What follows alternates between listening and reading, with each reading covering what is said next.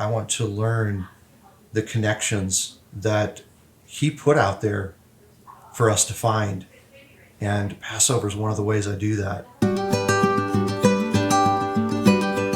I think that one of the biggest misconceptions is that Passover, it should have been left behind, that it should have just been relegated for the Israelites. And yet, that's not what we see in Scripture. If we look, obviously throughout the Old Testament, but into the New Testament through the Gospels and even into the book of Acts and the writings of Paul, that was still very much a part of their practice of faith. Israel being an agrarian society was very much tied in with the seasons as they turned, and this particular season of Passover or Week of Unleavened Bread had a very specific context, and so there's a lot of depth you can dig into as far as just seeing the contextual elements of Passover. And somebody could say, well, weren't the early believers predominantly Jews? And of course it would have still been important because they grew up doing it.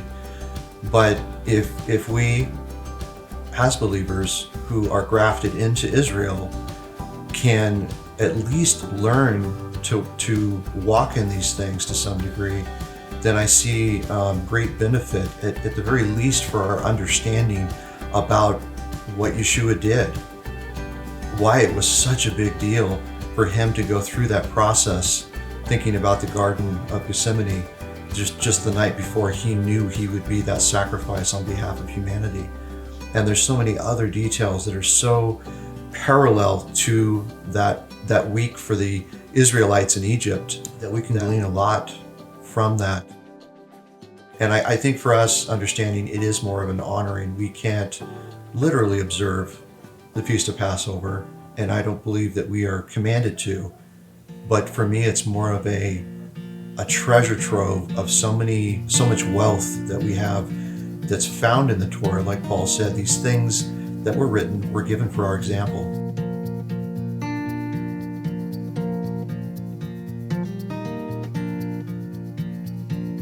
I recall in my mid-20s, I was heavily involved in a church that I had grown up in. And I had opportunities, doors open, where I could be involved with leadership.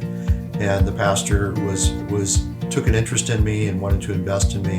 He and I were sitting in his office one time, and he said, "Hey, what do you want to look at?" And I said, the thing that I can't get away from is this hunger in my heart that when I read the book of Acts, I want to see that reality that we read and hear described. And he looked at me and smiled, but said that ultimately that he didn't really want to open that can of worms. And so that I think left a seed in my heart, or a thought that, you know what, I may not really be free to really pursue the things that I have so strong in my heart. And so from there, it probably took about another 15 years or so.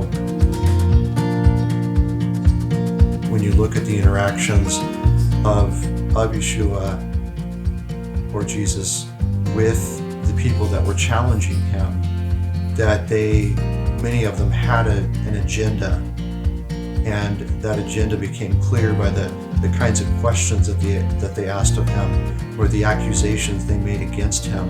At a certain point, Yeshua found it important to speak up and say, "I did not come to do away with the things that were written and spoken by Moses, but I came to actually fulfill all those things and to do things according to that order that had been given to the Israelites." He was the culmination of all of that.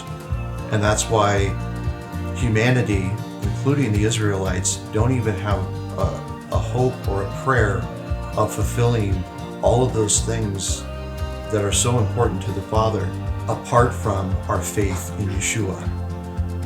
And as a result of our faith in Yeshua, we can begin to learn those things, how to treat one another, how to interact on a business level, on a societal, governmental level.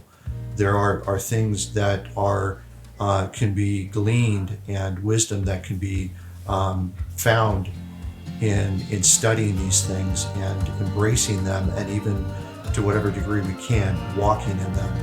And that's a big part of the reason why I choose to honor Passover.